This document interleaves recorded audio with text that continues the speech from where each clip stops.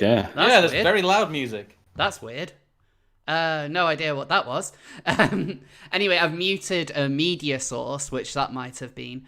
Anyway, hi everyone, and welcome to a belated seal of approval. Sorry about the bit of boomerism that was kind of going on at the side, because not really too sure how to properly use what's it called? OBS. Yes, Streamlabs OBS. So I would normally use OBS just to record my videos back when I was using a webcam, but I would never use the streaming setup for it. So I used this when so I used all this when I tried to do that gaming stream a few months ago now. You know, the thing stream, the trigger warning game, the problematic game, that card game.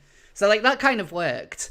But the reason why we were using this this week rather than the usual StreamYards is because Short Fat Otaku was Supposed to be here. Be here. He was here. I swear he was here like 2 minutes ago. Like I feel like a kid who's just like, no, my uncle is Santa Claus. See, I'll bring him to class, and he never shows up. She's like, no, he was here. He was here. I swear he was here. I swear. How are our volumes, by the way? How's my volume compared to Rose's? Well, I'll need to. Can people in the chat let us know if the audio is okay? It seems okay from the mixer on here, but again, like all of this is kind of new to me, so I can't really say one way or another. I don't know. Could someone in the chat say something? Volume's good, right? Okay, cool. I think I'm maybe a teeny bit quiet compared to you. Sorry, I'm trying to listen to both right now. Maybe up your Windows volume. It's just a fraction though. It's quite close. Yeah, Scrump is a little bit quieter compared to you. Okay. Okay. So maybe up me in Discord then. Oh no, I've upped it. It should be fine. Okay. It should be That's fine. good. Yeah. So yeah, Dev was supposed to be joining us. This is the fourth time. This is a fifth. This is like the fifth time. No, oh my god. No, it's the fourth. Sorry. It's the fourth. You're right. It's the fourth. This is genuinely a running joke now. This is genuinely a running joke. I'm promising you guys like all these great guests, and you know we've had like Blair White and Darren Grimes, and yes, you know like we've had some pretty big names, but clearly not good enough for Short Fat Otaku. But the show must go on again. I think he's probably he does occasionally have like internet outages or power outages because of where he is in Canada. Yeah. So it is most likely something like that he can't control. I mean, to be fair, like every time we try and get him on, it isn't so much that he stands us up. It's more that there is a reason why. Like there was that time when he wasn't able to use StreamYard, and then there was the time when like I think all the internet in his area had gone down. But then all the internet in your area had gone down at the same time, which was really weird. You'll just have to deal with me instead of Dev then. Yeah. I had like an internet outage and a power outage in one night. I think someone had goofed doing some roadwork somewhere. Is what happened to me. Put a shovel through the entire internet link to you. Yeah, I think they put a shovel through like 2 lines or something because I had an internet outage and then rapidly after that I had a short power outage. So thank you UK infrastructure. You're all very good. But the show must go on anyway. We're joining us this week is Scrump. Scrump Yes. is joining us. How are you, Scrump? I'm good. I'm here consistently now. I've only missed one show. Because of infrastructure problems, but I'm here. I'm definitely here. Here is where I am. And our special guest this week is returning guest Tailed Feature. How are you? I'm doing pretty well, thank you very much. How are you guys doing? I'm good. I kind of feel like I'm getting a bit of a cold coming on, even though I've barely been out over the last couple of weeks, what with everyone wearing face nappies. So, like, I don't know how I might have potentially caught something, but I'm kind of starting to feel like I might be coming down with something, which is a little bit crap. Oh no, the coof. Yeah, A lot of it's psychological with colds and stuff, isn't it? yeah, I genuinely think a lot of it is. And the thing is, I'm sure I've had COVID. Like, I genuinely am sure that I had it because it was at the end of February last year because I was supposed to be going to, like, Sargon and Danks events, as they did one just before lockdown. I was going to go to that, but I was really, really ill. And so I just ended up not going, and I had, like, the worst cough I've ever had. Like, I normally get bad coughs, but this was, like, proper whooping cough kind of thing. Whooping cough. Well, it wasn't literally whooping cough, but, you know... It was, No, it's the joke. Whooping cough. It's the one of the COVID ones. I Oh, is got this? it, yeah. Oh. Yeah, like the Sheldon sneeze, you know? God damn it. But yeah, so like I hope it's not the coup, although apparently you can get reinfected. And also Tailed Not So Obvious is telling you to say more words. So why don't you tell us about your holiday? Okay. My holiday is that the topic? Of My tonight? Holiday by Tailed Feature. My Holiday by Tailed Feature. Yes. Criminal. I just got back from being right up in the Highlands yesterday. I was up there for just about a week. Did some hiking, made some videos and stuff like that. So on my second channel, I'll probably upload them. Yeah, it was quite nice. It was just nice to get away and not really have to deal with people and internet. So it was pretty good. Pretty good. It is like I still need to do a holiday where I literally just have nothing to do with the outside world. Like, you know, completely go internet free. Like I was saying before, the closest I've ever come to doing that was when I went to China, because I was going to take advantage of the firewall and just kind of use that as an excuse to never use Twitter or Facebook. But then soon after I landed in Beijing, my connecting flight to Guangzhou, basically I missed it because Beijing airport is awful and the security there are a nightmare to kind of go through.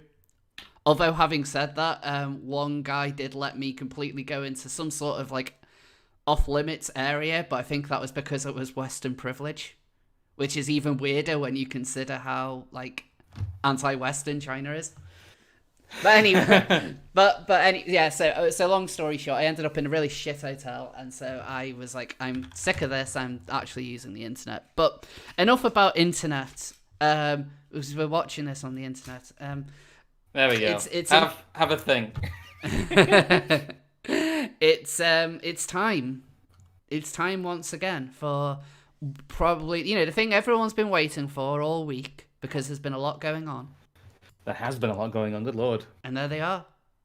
The Seals of News. They're back. And so they come with 3 stories. 3 big, but these are 3 meaty stories.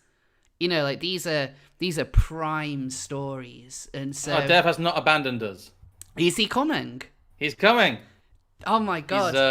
And now so am I. A miracle. It's a Christmas miracle. Oh my god, like this is it true? Are we actually getting Devin? We are, and I've told him to make up for it by shilling. Ah. Yeah, he's just joining in a moment. He's being very very apologetic. He's not being apologetic at all. No. But...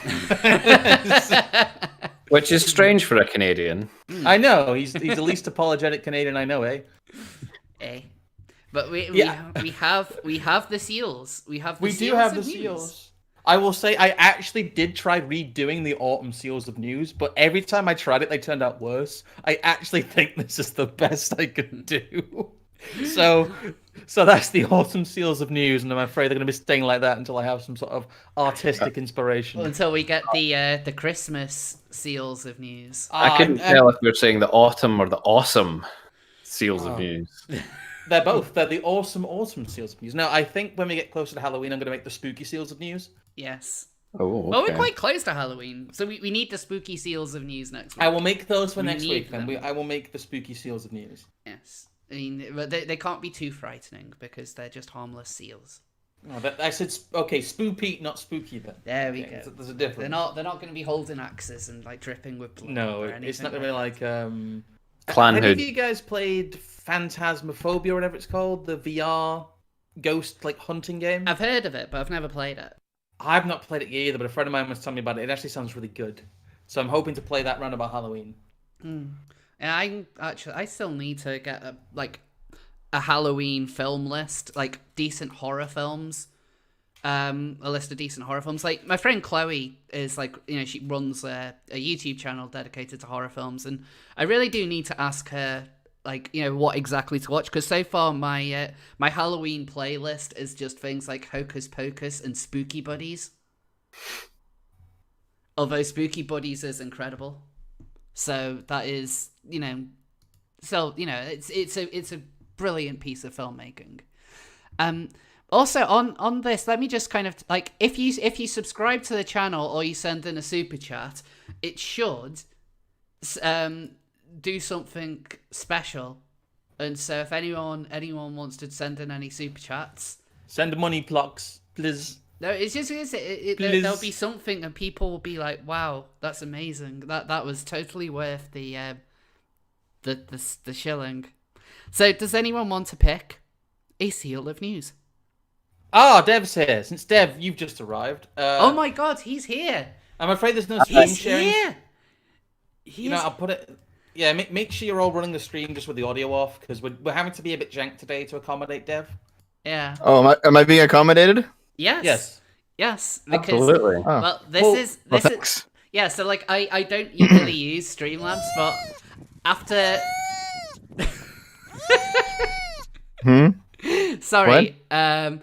So someone just subscribed, and all of a sudden, like a little seal just made like a squealing noise. So there is that. Anyway, Right. yeah. So we need to remember that time when you tried to join when we were using StreamYards. Yeah, I've never even heard of that Oh, program before. Yeah. You might want to put the layer of subscriptions above the layer of the seals of news. Yes. It's currently appearing behind it. Yeah, I've moved the alert box up to the top.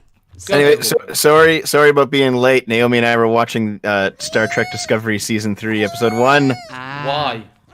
It's Priority. yeah. It's a.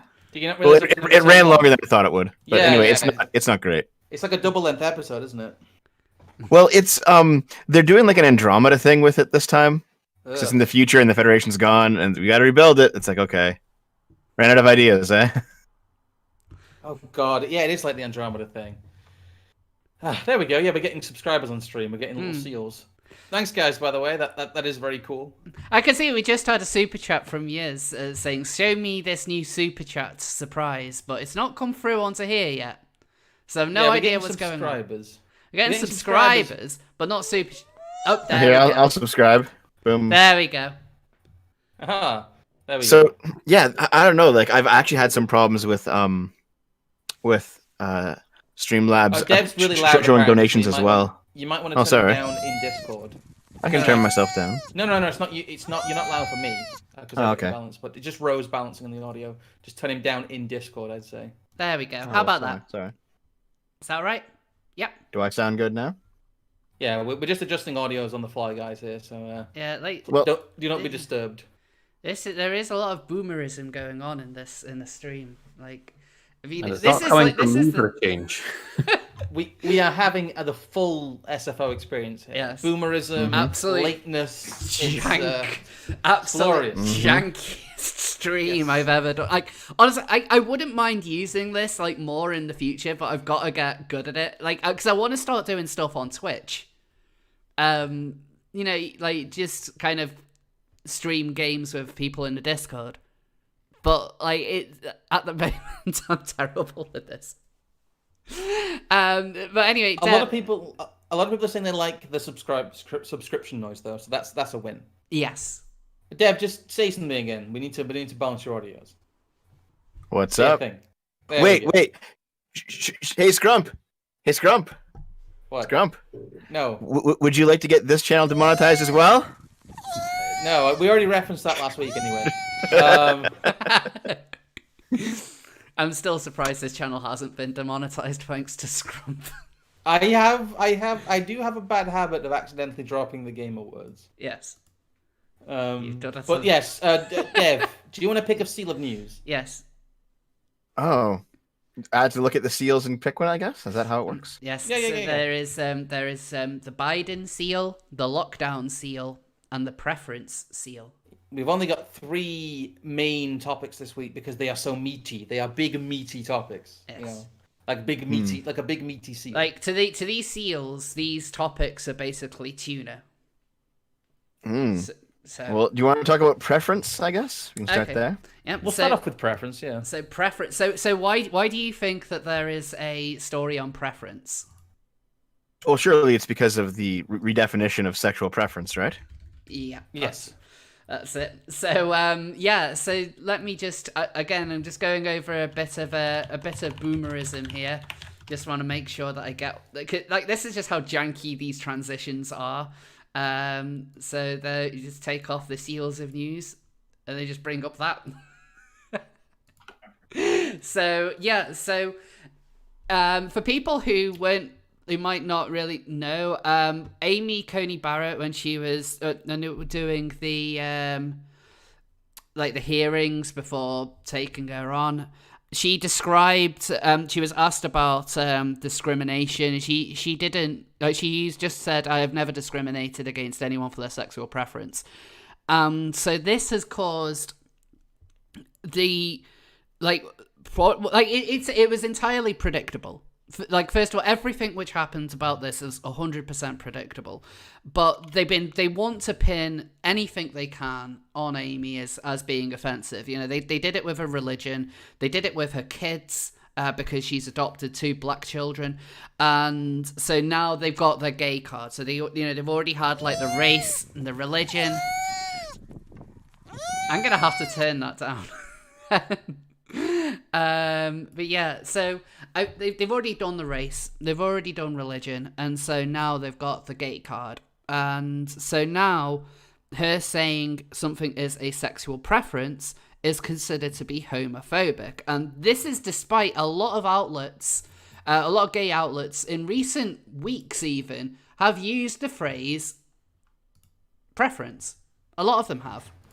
Yeah, it's very interchangeable with like sexual orientation. I'm deep into this, like you are, Dev, and like you are, Rose. And I've never ever heard anyone anywhere, even on like the darkest corners of Tumblr, saying that sexual preference is an offensive term. Yeah, I've never heard that. This is the first time I've ever heard that. Right, I want to have a quick look and just see whether our good friends at Pink News, how often they've used the phrase preference. Oh God, I do recall looking up.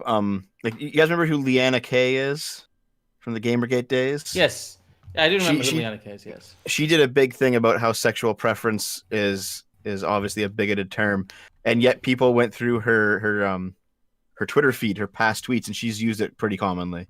Everybody over the past does. 5 years. It's Yeah, a common it's not. term. Yeah.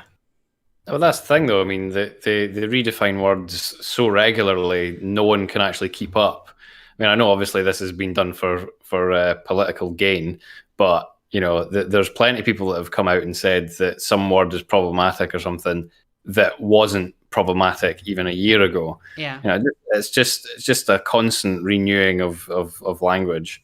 And no one's ever gonna be pure enough for it anyway. It's just gonna be a constant thing. It's been like a hard cut though. It's been like a hard, not offensive, like a day later. I think it's the fastest we've seen it happen, and it's all because of this. What is his name? It's a Democratic senator called Hirono. She said that saying that Amy Coney Barrett saying preference was offensive, and it's like, I think it's because they were struggling to pull her up on anything. Yes. It was a real barrel scraper. They couldn't find anything to pull her up on, so they made something up.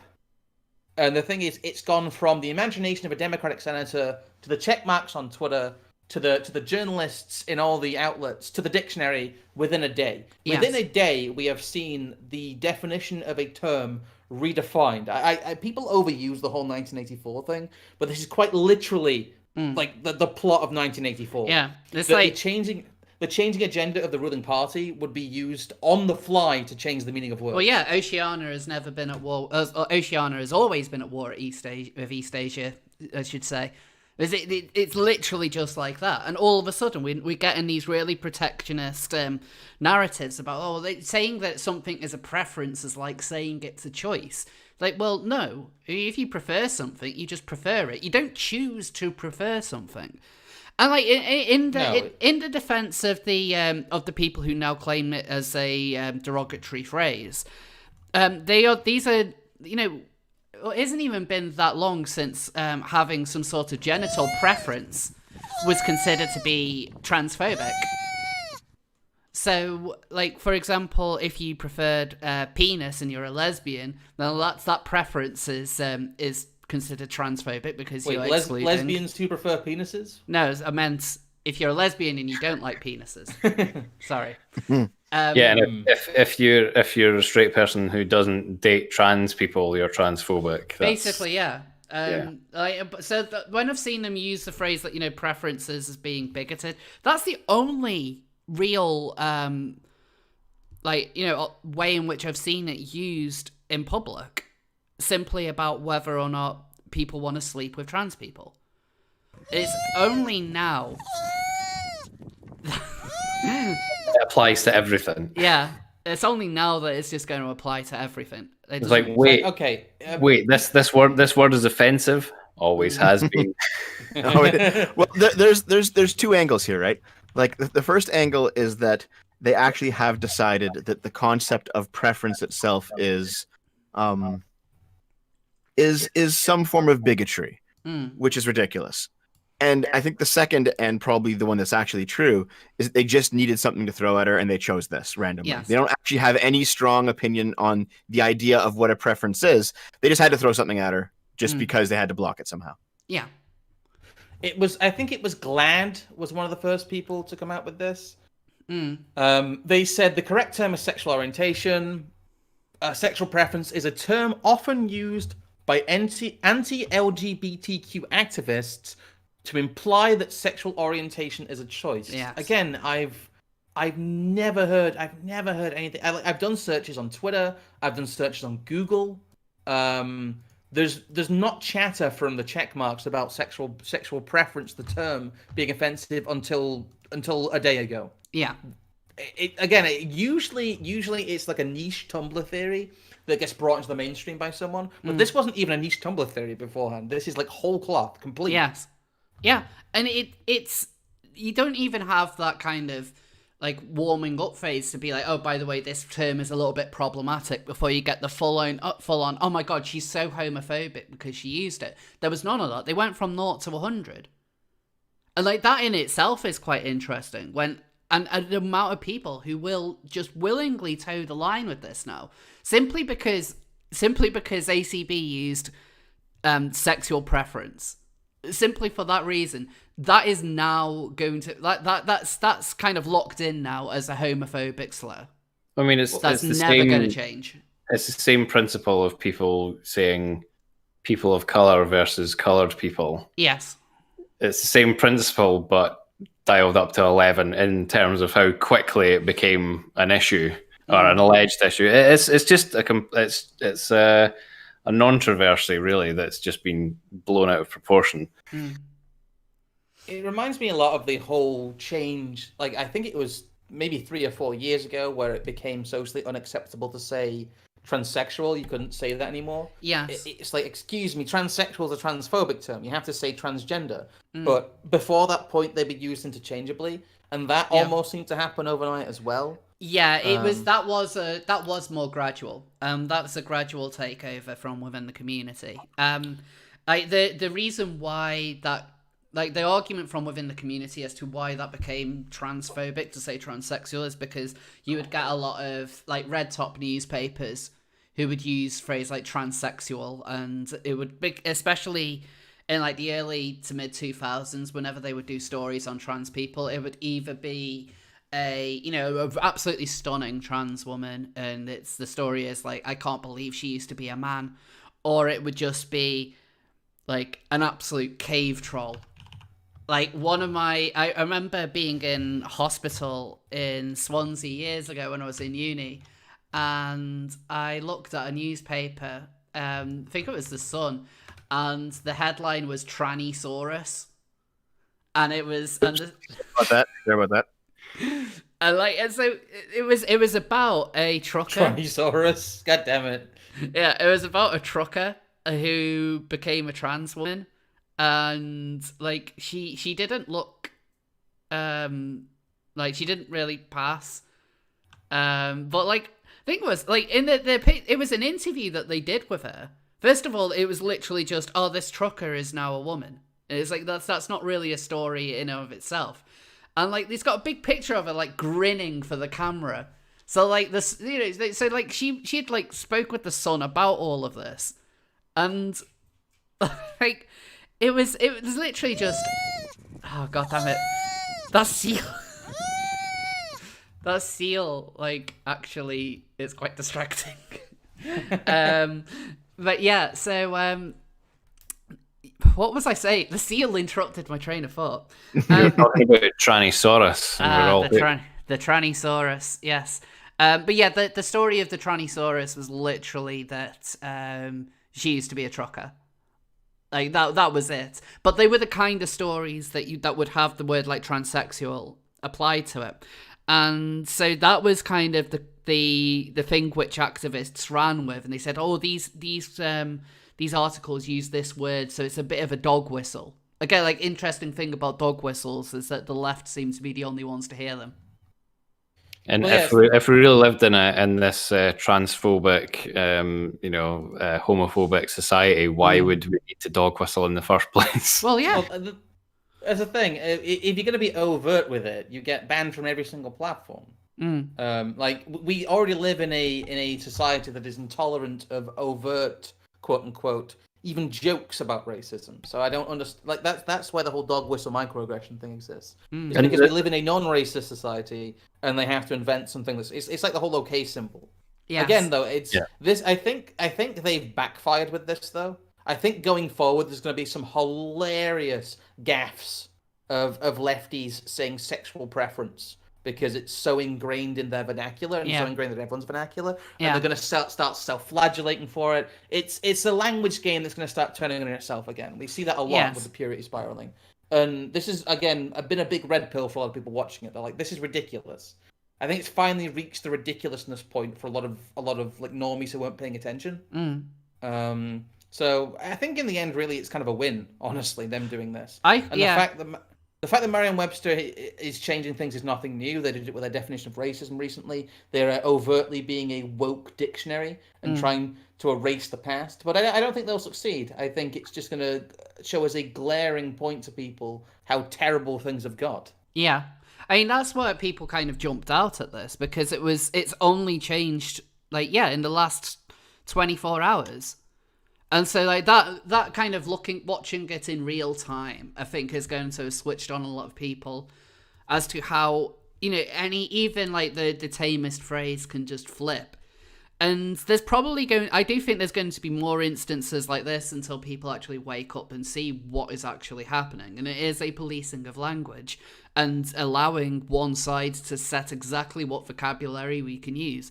And I agree with Scrump that references to 1984 are used so often, and it's just simply everything is just compared to 1984. But I've got to bring 1984 into this, because it's entirely about the use of language. And one of the ways in which you stop dissent is by removing the language that one can use to dissent against it. I mean, the insidious thing about it is like, well, you used this term that we have recently redefined, and so we actually, when you use that phrase, we know what you really meant by it. That's the thing that gets me. Is and at the same time, these are the people that use or they switch between the colloquial definition of words and the socially just definition of words on a whim. Yes. Because as soon as they're talking about anti-racism, for example, obviously the person on the street hears anti-racist, they go, "Oh, that sounds reasonable to me. It means not being a racist. Yes. Therefore, I am an anti-racist." But what they actually mean when they say that means something entirely different. Yes, like Antifa. Exactly. Yeah, it's they use all these terms that you couldn't possibly argue against in their colloquial definition. But they use them to mean something else, and they routinely switch between them just to sort of hide what they're doing and to muddy the waters, and it makes it very, very difficult to actually have discussions and debates about this kind of thing. Not that they want you to do that anyway, but the whole thing is they're like, we know what you meant by that. You said this thing, and we can read your mind, and this is what you really meant by saying that. And it's like, fuck off. Yeah. Well, I'll put an example. Here's D-Ray, Jack's alleged gay lover, in talking about race-based sexual preference. And here's, is he a homophobe talking about sexual? Again, he uses the term sexual preference there. Well, while you guys were talking, I decided to look this up because I remember this from taking psychology when I was in university. In psychology, sexual preference and sexual orientation are two different things. They're both valid terms for two separate phenomena. Right. So what's the difference? Well, to use Scrump as an obvious example, okay? Hey, hey! I don't like where this is going. Scrump's sexual orientation would actually be straight, but his sexual preference would be for trans women. If that makes sense. Okay. That's only true if traps are not gay. Well, we're talking psychologically. We're not getting into the philosophy of it. But basically, sexual orientation is on the Kinsey scale from 0 to 7, and then sexual preference is once you've been placed on that scale, the range of things that you like, which can include fetishes, it can include race, it can include trans women. There's a bunch of things that can include. So it's actually a different phenomenon entirely. So, like, saying sexual orientation is more kind of binary, as it were, in that you're either really gay, straight, or bi. Whereas sexual preference, well, that opens it up to the infinite amount of things that people can be attracted to. Again, that's a distinction within, like, psychological theory, though. I think people tend to use the two. It's the choices people make about sexual partners. And it's and the reason that they make those choices doesn't necessarily have to be, they don't choose the preference. But again, it's such a dumb thing to get offended about. Because it's obvious what she meant, and they know it, but they've decided just to pick on that particular term, as if we always knew that it was offensive. Like, if you really want to go down the psychological rabbit hole, you have a set of preferences that come about through whatever. There's a bunch of different things that they come about through, and you can alter those through repeated choices over time. So if like, we're not going down the Mike Pence shock therapy route, but if you actually wanted to turn yourself gay, you probably could with enough concentrated effort, or straight as well. It would probably be very unpleasant, but basically you can adjust your own preferences by reinforcing them through choice. However, there is no way that anybody involved in this conversation is referring to that specific psychological effect. They're just being triggered. No. And so just to kind of go back on that, so I know Sophia did a bit of digging with what various publications have said in the past with using sexual preference. So here's The Advocate, just a couple of weeks ago, with a quote about a gay film: "To come from that history, to be able to now, as a director, be telling these stories about young people who are just comfortable with who they are, no matter what their sexual preference is, it's just glorious and so satisfying." So what their sexual preference is. So that was fine. That was when Kenny Ortega said it. That was fine. And then, but when they see Beat, it's a revealing moment. Or our good friends at the brilliant, completely non-partisan, award-winning website Pink News. All we want is for there to be less divisions in this society and no discrimination against people over their sexual preferences. Oh, but, it's one of the oldest homophobic dog... That's brilliant. One of the oldest homophobic dog whistles. Like, a word that has just been redefined over the last 24 hours is now one of the oldest. And there's Pink News. Pink News using one of the oldest dog whistles in the book. They used it. So according to them, according to their logic, they should have been fully aware that they were using a homophobic dog whistle when they said that last year. Because it's apparently that old, and these aren't the only ones. There is another one here. Logo. Now I'm far more attracted to men than women, but who's to say my sexual preference won't sway again? Your bi plus identity is your bi plus identity, and that bi plus identity is valid. Like bi plus. And your guide to Amy Coney Barrett's anti-LGBTQ track record. Ooh, it's amazing. Like I said, they just changed it overnight because everyone was using it. I mean, there's a famous quote of Ruth Bader Ginsburg now saying it back in 2017. When she, one of the last times I think she could functionally talk because she's essentially been being like Febrezed by the Democratic Party for the past 3 years until her eventual inevitable death on the bench. It's so obvious to people though. That's the thing. We're gonna move on to the other extremely obvious act of disappearing. I found something from my history in psychology. If you want to go over it real quick. Yeah. Okay, so from avoiding heterosexual bias in language. Printed in September 1991. Okay, I had to use this for a paper. I remembered. I just had to look it up. And there's a point in this. Let me just scroll down here.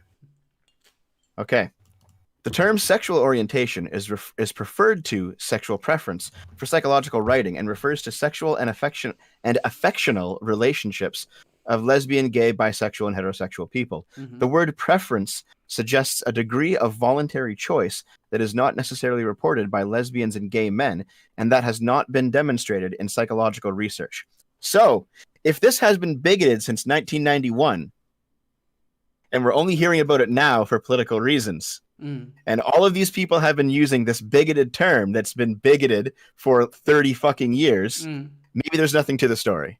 It's also in the context of, writings in this, like academic writings about psychology on the subject of like LGBT people. It's quite niche. There's academic language you'd use in academia, but you wouldn't use in everyday life, and vice versa. It's to do with communication. But when you say sexual preference, most people take that as interchangeable with sexual orientation. Just like people generally still take like sex and gender as being interchangeable within the general population. It's only if you're kind of coming at this from where you have more of a stake in it that you actually care. So like your average person or even Amy wouldn't understand, even if it was a big deal. She would never understand because she's not a part of that world, and so she would never have those conversations. And this kind of leads on to if there is such a problematic term, is really the best way of making people aware and kind of getting people on side? Is the best tactic really just to shout people down, or is it to actually inform and educate? But obviously we all know that shouting down is the strategy of the day. That's what they all care about. I mean, the thing that annoys me is that, the people that still talk about political correctness, they say it's just about respect and being nice and all that kind of stuff. And yet changing dictionary definitions and things like that. But like, I always discount it when leftists say, "Oh, our politics is only about being nice," because it's not. Like, they always use emotive and fairly kind of surface level arguments when trying to put their view across. Like, all we want is for people to be respected. All we want is for nobody to go hungry. All we want is for equality for all. But when you actually start to dig down into it and you actually see what it is they're really talking about and what they're proposing, that's when you get problems. They are absolutely full of shit when they talk about respect and treating people nicely and all that kind of stuff. I mean, the people that say that are the most abusive and awful people on the planet. Yeah. You're all wrong. It's all just healthcare, please. Healthcare, please. I don't know. God. For some of the people I've seen saying that, it's like, put the fork down, please. Who will pay for my healthcare? It's like Boogie. It's like, remember though, Boogie, who's going to pay for it? What? Oh, that was funny. Oh, Boogie. Who's going to pay for my healthcare, I say, as I pour a Mountain Dew and Dorito smoothie down my throat. Who's going to pay for it? Fucking Christ. I think the only other point I want to make on this subject is something I've talked about before, which is a lot of the language games and gatekeeping from the left is very like class discriminatory as well. If someone does not have an academic background in their specific social justice subject area, they automatically get labeled a bigot for using normal language. Yes. I would say that is incredibly classist and elitist. It's like laughing at the pause for not using the right salad fork. It's the language equivalent of that. Yes. And generally that's how I try and turn this around on people. It's quite interesting to do it and watch them kind of stutter and fail when you bring up the fact that what they are doing is essentially being classist. It's the classic Mott and Bailey. That's all it is. Well, it kind of goes back to Orwell again. I think it was a quote from Road to Wigan Pier, where that the socialists don't really love the working class. They actually hate them, because what they want to do is just tell them how to command their lives. They can't really relate in any way at all. I mean, these are they don't like the poor, they just hate the rich more. Yeah. I mean, like leftism will often call itself, the politics of compassion, but it's entirely motivated based on who they hate. Yes. It's entirely motivated based on who they hate, but they can make it sound nice and fluffy by saying all we want is for people to not go hungry. But look at the methods in which they're going to use to like not make people go hungry. Or look at lockdown as another one. I mean, I know we're going to touch on this later on, but the people who have seen, especially particularly on the left, who are very vocal about lockdowns, are just saying, "Oh yeah, we'll just get all the rich people to pay for it." So we're just going to take everybody else's stuff, and we'll be fine. But they don't actually sit back and think, well, how are you going to achieve that? Oh well, we'll just take it by force. Like, okay, cool. So you're going to you peaceful, compassionate people are going to arrest, throw people in jail, maybe even murder them, because Gibbs. Oh dear, there's someone in the chat who's mad because I made an abo joke last week. Really? And they're saying that, oh, you talk about classism, but you laugh at. I'm just like, okay, well, let me explain something to some people real quick. Okay, some things I say are serious, and other things I say are jokes. And people with functioning temporal lobes can generally differentiate the two. So if you get offended by a joke that I made and then try and use it to invalidate a serious point that I'm making, I think that just makes you look kind of stupid, to be honest. Well, the other thing is, you're not one of those things is serious, and one of those things is not. And we used to be able to live in a world where people understood that. But well, to be fair, Scrump, the demonetization happens either way. So again, it's a lack of nuance. It's not my fault. The lack of nuance has happened. I'm still right. I'm joking. You're right.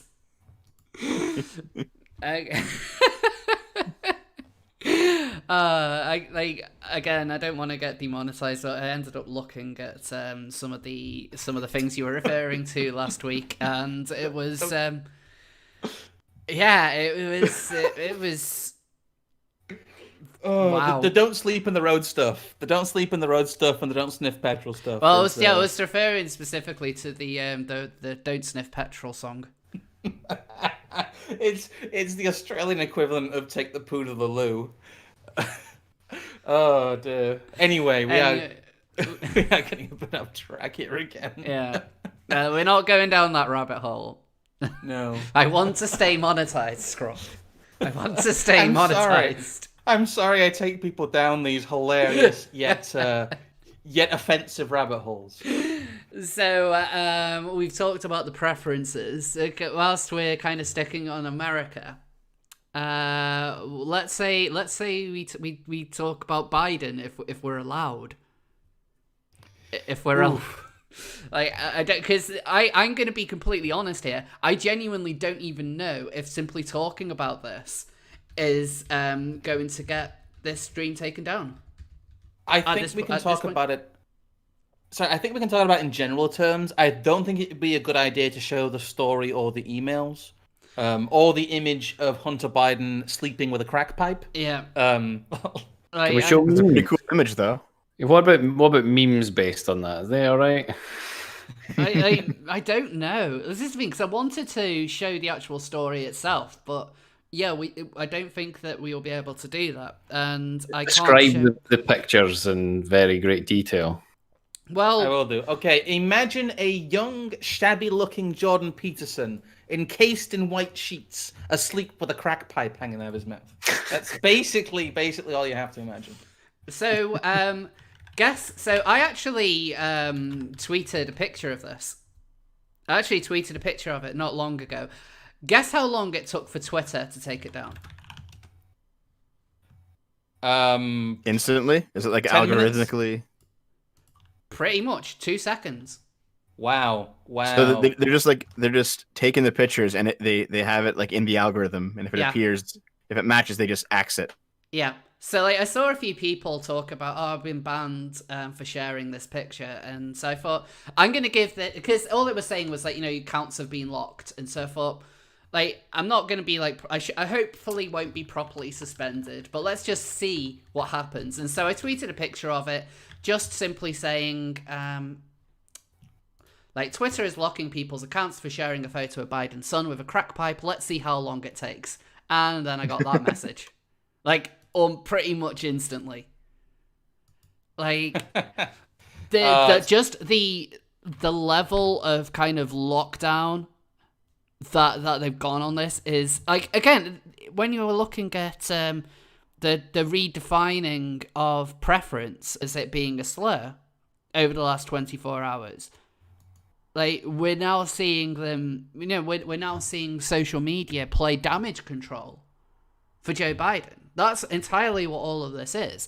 Like, they've tried to make the argument that the photo or the these emails or discussion of the emails, it's a breach of confidentiality. But they didn't care about that when it was Trump's tax record, or the other argument that this unsubstantiated. But they didn't care about that when Trump was accused of calling Army veterans losers. Or the famous Steele dossier, the PISS dossier. Yeah, the PISS dossier. Even the intelligence people were. Here you go. I've made a stream safe version of the Hunter Biden image. Nice.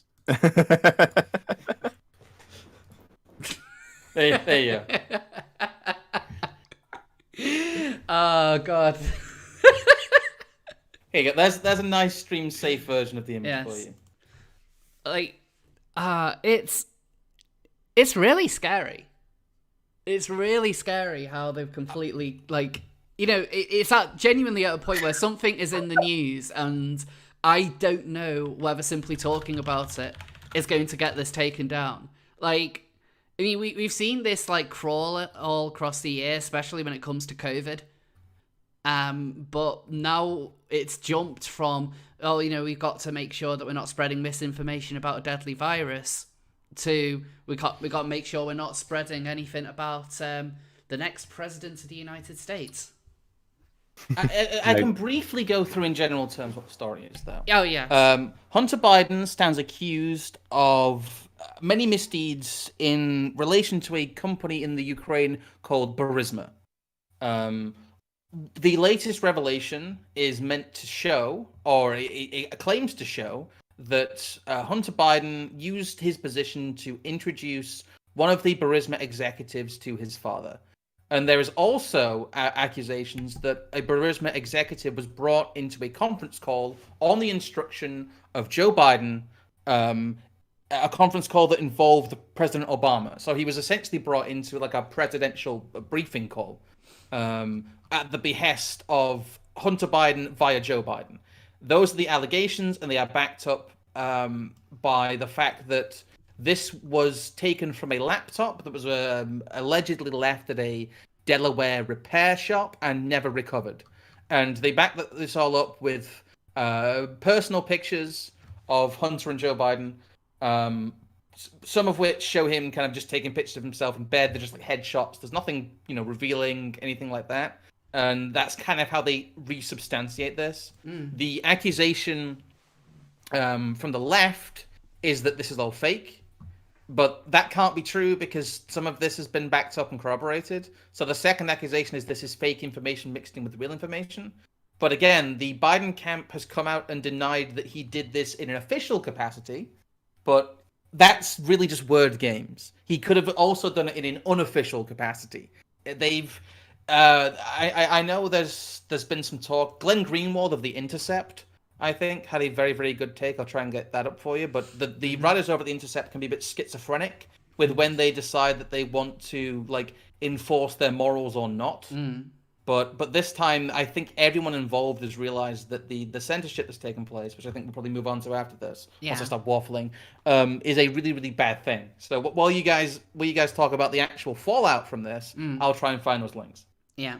So, a lot of people are getting themselves suspended as a result of simply sharing this story. And that included, what's it? Oh, God damn it. I literally just hit a block.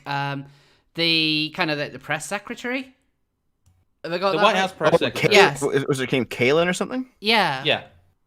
I don't remember her name, but I know who you're talking about, yeah. Yeah, an official Trump Twitter campaign account. It's Kayleigh McCann. I keep wanting to say McGuinness, but it's not. It's I want to say McGuinness as well. It's Kayleigh McCann is Right. who is the current White House press secretary. Yes, and she had one of her tweets forcibly deleted and her account locked. Mm-hmm. Yep, that seems to be what has been happening to everyone. Like there's sort of Team Trump, which had it done. Jack Posobiec, I've sort of pronounced his name wrong. His account was locked as well. It is just wide scale, and whether or not this the actual story in the New York Post has any credibility to it, I don't know. I can't comment on that because we're not really discussing that. Nobody's really kind of discussing that anymore because the story in trying to kind of really drag the story down, the likes of Twitter and Facebook have effectively brought up the Streisand effect. And so now not only is everyone aware of this story, but the bigger story is how they're effectively meddling at this point. Because as I mentioned before, they've allowed fake news to be spread about Donald Trump for years. If they want to say that they are going, they're applying the rules, that it is something which they're not doing fairly. And they had absolutely no interest in doing it until a potentially incredibly damaging story comes up for their guy. And there's been, I believe, a former kind of community director for Twitter, or somebody in a fairly prominent position. They recently joined the Biden campaign. So they did? Yeah.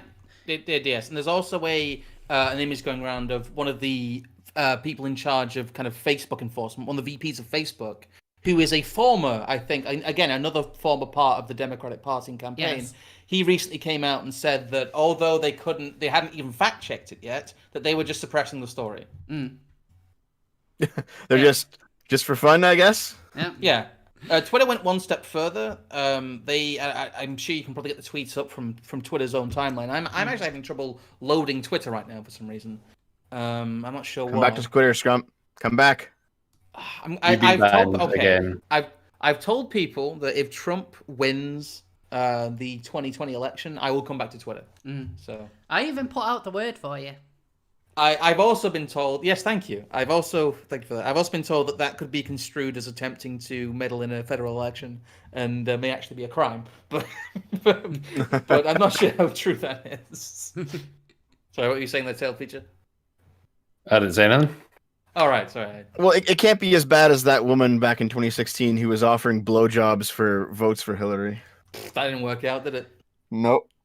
Well, that wasn't even an original idea. That wasn't even her original idea. I think there was someone in the Netherlands who years ago actually ran a campaign of like she would give blowjobs to everyone who kind of signed up to support her, and like she ended up getting like hundreds of thousands of followers. She ended up not doing it.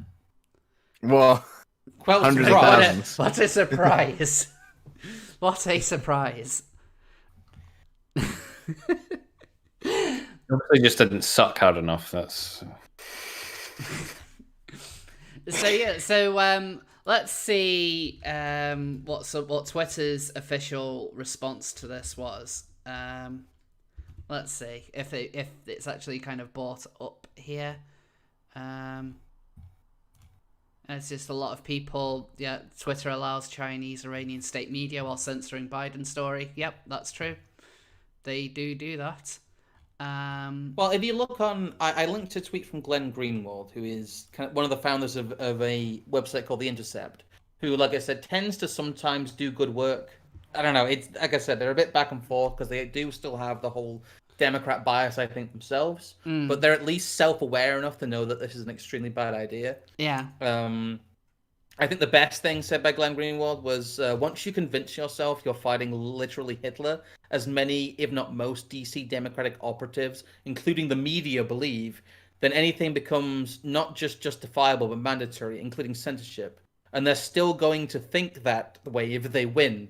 I mean, that is like a thin step away from saying, maybe you should vote for Trump because he will start curbing these things. Like, that is as close to tweeting at MAGA, I think, as Glenn Greenwald will ever get.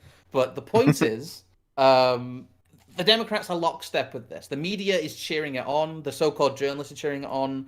The Democratic Party is certainly cheering it on because it's carrying water for them. Yeah. And it's a clear choice between someone who will hold social media to account and possibly, antitrust, will actually trust bust them, or someone who will continue to use, censorship. This is one of, I think, the worst examples of social media censorship we've seen to this date. It is straight link blocking. You can't post the link. I know a lot of people have tried it, like you said.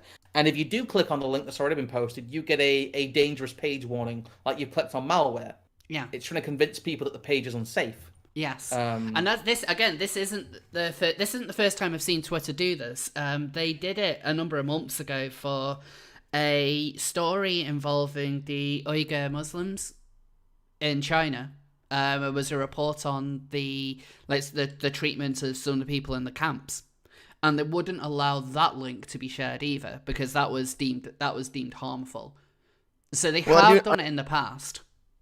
I do know that they do it for every single BitChute link. Doesn't matter what the video is. Yes. Yeah. It just seems to be. This is just what Twitter is now. It's a complete fucking shithole in every possible sense of the word. Right? They censor.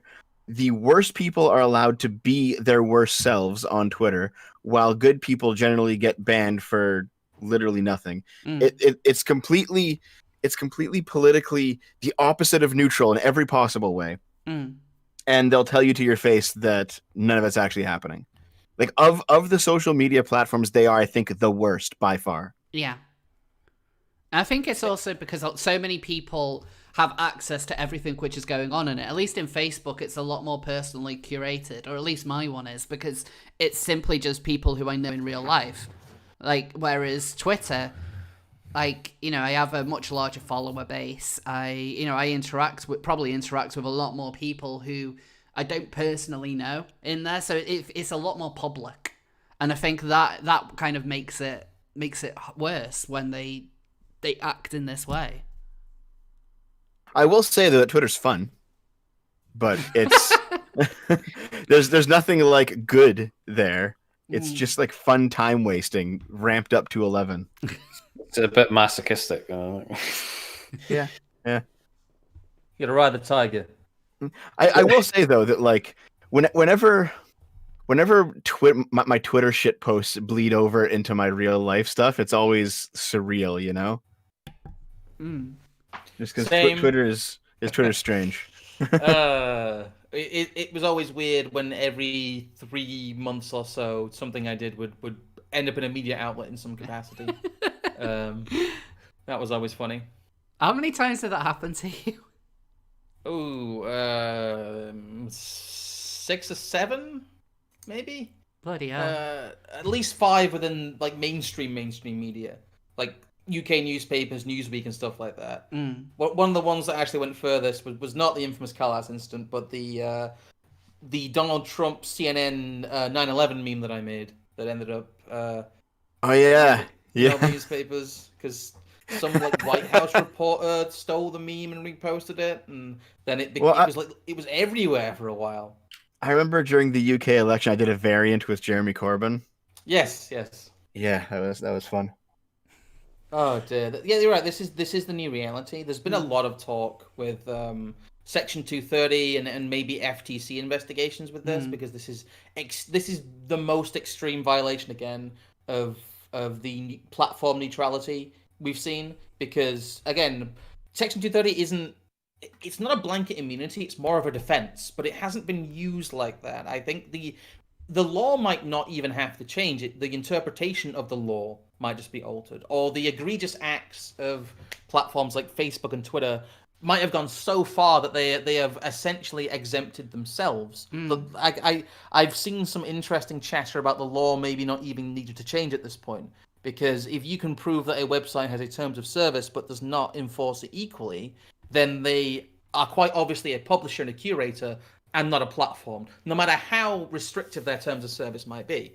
If they don't enforce it equally to an extreme degree, they have essentially talked themselves out of those protections. Yeah. So it's going to be an interesting one. I will say it's going to be an interesting one if Trump wins. I think Trump is going to win, but it's going to, he essentially needs to win the House as well to do anything, because the House Democrats are never at this point going to let any of his bills go through. So no. Well, I personally, will he even do anything? Do you think he will even actually lift a finger on this? Because people have been warning him about social media censorship for the longest time. I mean, they had that summit in the White House that I think Tim Pool was invited to, and people were openly discussing this with him and like advising him to go on Gab, and nothing changed with Trump. And then earlier this year with the whole Parler exodus, and some of Trump's tweets kind of being kept up, but like you weren't able to respond to them because they were it was considered encouraging violence, in response to violent looters. But like that was another big wake up. That should have been another big wake up point. But again, he didn't do it. He did absolutely nothing. And now it's like more and he must be aware that more and more of his supporters are being removed from social media because the rules are not being applied fairly. He is aware. He has to be aware of this because he's not that stupid. And again, all he does is just say, "Oh, we've got to repeal Section 230." Like, okay, but are you actually going to do that? Because right now, I don't think that he is. I think he's got the same problem he had with Antifa, actually, in that to not look like an authoritarian, to not look like he's the one doing the censorship, because the media will try and spin this no matter what he does. Yeah. I think he's letting things hit bottom. I think he's letting them hang themselves to make this a much more lasting change.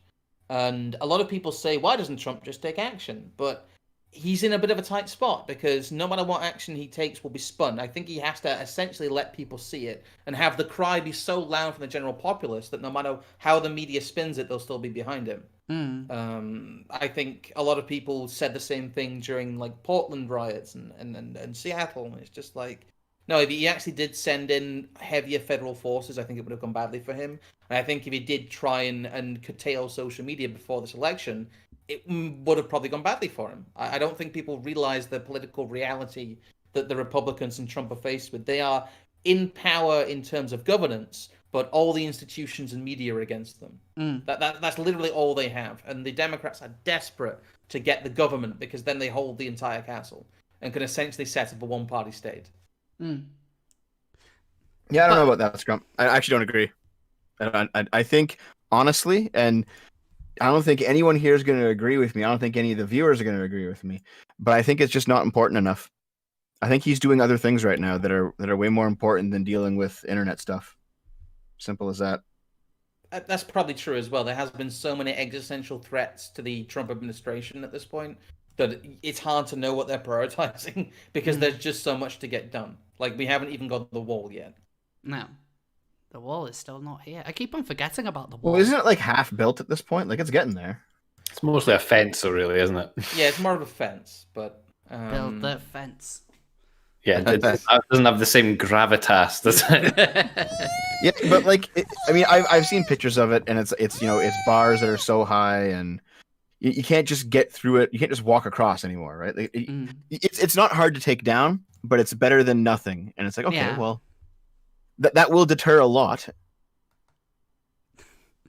So, does anyone have anything else that they want to add on the Biden and Twitter censorship debacle? Vote Trump. I will say that Americans, guys, we probably shouldn't be saying that. Listen. They did not fight a revolutionary war to hear from 3 Brit bongs how to vote. Fair point. Who burned down the White House, Dev? That would be us. I'm gonna say, yeah. So anyway, what I will say is that this is just a massive own goal. I don't think social media can actually get away with censoring to this degree. I think all it does is wake people up. Things have always been bad. Things have always been biased, and I think I hate to be Mr. Accelerationist, but the harder we make Twitter and Facebook go into censorship, the faster they start collapsing. Yeah, I agree with that. Like, I do think that maybe not Trump, but if his successor is, if he's of the same mind, they'll get to the social media stuff eventually. But I'm not holding my breath. Tucker 2024, come on, Tucker, please. So I want to see that face in every press conference. Just the "What are you talking about?" face. So I think we might as well move on to the final seal of news, or at least the final seal of kind of serious, depressing news.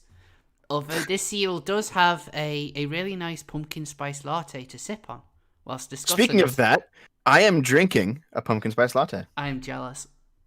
You're so good. What are you, a 20-year-old white girl? Is it a Starbucks one? No, it's homemade. I just wanted to try the flavor, and it's not bad. It's not great, but pumpkin spice latte is like one of my favorite things. Like, I absolutely love pumpkin flavored stuff. Like, I can make pumpkin pie and other pumpkin related things. Listen. If anyone ever tells you that trans women aren't women, just tell them that, and they'll completely agree. You'll get them on something immediately. Pumpkin pie is good. I've never been a fan of like the really fake pumpkin spice. I'm not a big fan of like the Starbucks one. But I got you. I think I got you a Starbucks pumpkin spice latte last year. You did. You kind of like. Yeah, I was mainly just the whole. At that point, it was peak meme. It was like peak Instagram white girl meme, and I just objected to it on principle. But I've had some pumpkin spice stuff that's not quite as bad as that. I think the Starbucks one just tastes cheap and fake, but it's all Starbucks, man. I've never had pumpkin spice anything, and I don't really plan to. You haven't lived. That's probably true, to be fair, but not for that reason. Are pumpkins indigenous to Europe, or is it just a North American thing? I think it's more of a North American thing. So you're over here. You only really see pumpkin in for around Halloween. Like, if you go into the shops, like that's the only time they stock it, and pumpkins are dirt cheap. Well, yeah, I mean, because Halloween originated in the Celtic countries, we didn't have pumpkins, we had turnips to make our jack-o'-lanterns from. Jack-o'-lantern turnips?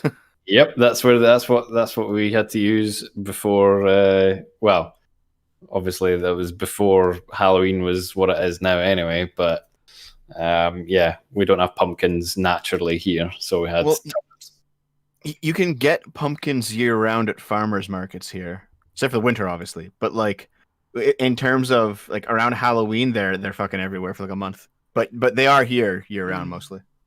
Yeah, we do. If you look hard enough, you can actually find them here most of the year as well. But yeah, they're not exactly popular outside of Halloween. Apparently they're native to northeastern Mexico and the southern US. Yep, that sounds about right. Apparently, China actually produces the most pumpkins, though. That's like Ireland produces the most amount of bananas or some stupid shit like that. So a super chat through from Mitch with the £2. Thank you. Walruses deserve love. Is this dumping with Scrump? First of all, the walruses are great. Like, I generally love all pinnipeds, although sea lions are probably down towards the bottom because they can be arseholes. But walruses... They triggered everyone. They're just... Yeah. They're the assholes of the sea. Yeah, like, I always remember being at SeaWorld years ago, and I was trying to feed a seal a fish, and there's this little cute seal, and then there's this sea lion that kept on barging the little seal out of the way, and then started screaming at me. The weak should fear the strong. It is awful. And so since then, I've kind of just thought, like, these guys are assholes. I much prefer the wholesome seal. I saw some seals on holiday, didn't I, Rose? You did, and you sent me a picture of them, and that might turn up later. Oh, okay. Dev, this probably is going to be like the least interesting bit for you. Oh no, Dev can talk about the measures that are still in place in Canada as well. I don't know. So I mean, it's the big thing that's happening in the UK again, because it's obvious that this was going to be coming back in, although, like, I have since become a lot more pessimistic about what the future is going to be like. So yeah, this on Monday, during weekly like kind of meetings of woe, where like Boris will go out with Chris Whitty and normally somebody else, and they'll announce new measures to take away people's rights. And it's like every week this happens, and every week we can do less and less and less. And at this point, we've got this 3-tier system, which is basically bad, really bad, and really, really bad. And Liverpool has been put into the worst one, which is kind of weird because the mayor of Liverpool was calling for like a complete lockdown for ages, and now he's got it because it was given to him by the Tories. He's now like flipping out against it. So you just know that all of that is just related to party politics and nothing else. But in fact, a lot of the idea on lockdown from a lot of MPs does seem to be related to party politics. Like, you had the Greater Manchester like mayor and like the councillors who have come out against the local lockdown there, but support a nationwide lockdown, which is dumb. For those who are confused, I'm also confused. Basically, what's happened is Boris said no second lockdown, then essentially announced a second lockdown. We've had more measures nationwide 2 weeks ago, which don't make any sense.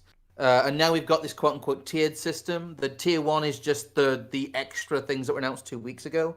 Tier 2 is even worse. And by the way, most of the country's now been put onto tier 2. So essentially within 2 weeks, we've had 2 tightenings of a new lockdown. And tier 3 is basically full lockdown again.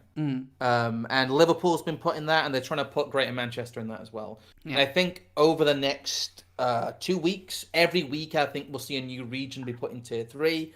Up until we reach Christmas, and I think by Christmas, everywhere will be in tier 3, essentially a new second lockdown. And that's what they're trying to stop people protesting it, basically. What they're trying to do is they're trying to do it slowly. They're trying to do it in such a slow and confusing way that by the time people are locked down again, they don't realize it. It is deliberately obfuscating it. I can't even say that word today. deliberately hiding it, and it's again, it's very clear what their intention is. It's very clear that they are not letting the numbers lead it; they are letting policy decisions lead it, because the numbers have been all over the place. They're saying hospitalizations are up, but the statistics don't bear that out. The deaths haven't materialized yet. I think that's what they were waiting for to announce a second lockdown.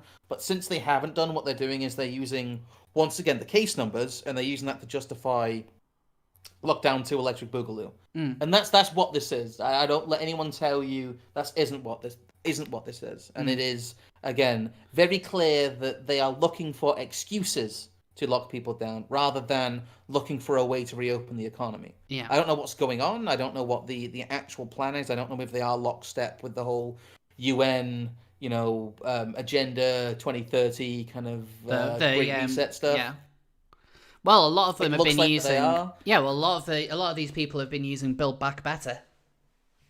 The amount of people who use that exact phrase, because Biden was called out for using it after Boris used it first, but you have lots of leaders all over the world either using that phrase in speeches, or they're using it as part of their own propaganda.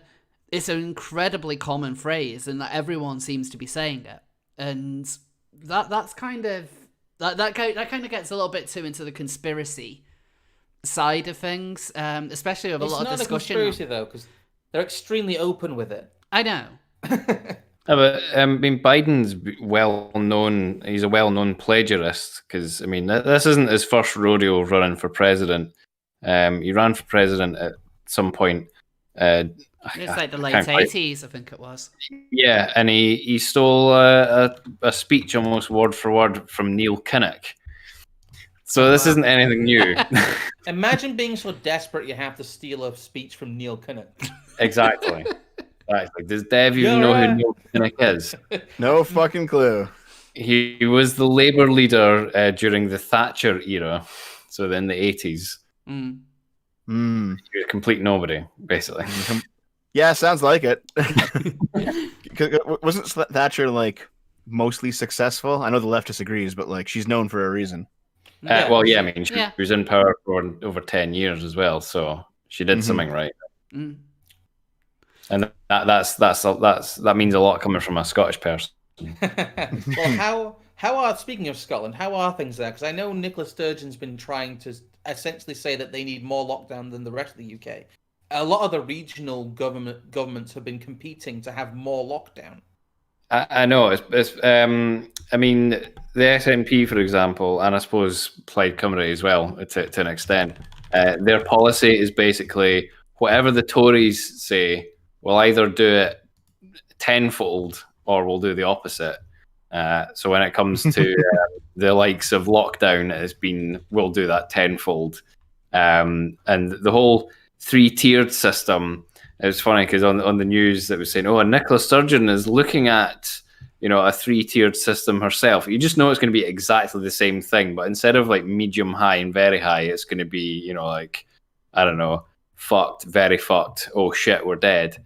And it's gonna, it's just going to be the same, exactly the same system, but with slightly different wording. That's basically what it's going to be. Well, she has closed the pubs without closing the pubs, because she's saying that essentially it's like a temperance movement thing. That in Scotland they're saying you can't serve alcohol indoors anymore.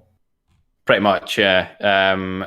So there's a lot of places that are saying, well, we're essentially a cafe who serves alcohol sometimes, or a restaurant that serves alcohol. And they're like, well, you can't do that unless it's outdoors. It's like, what?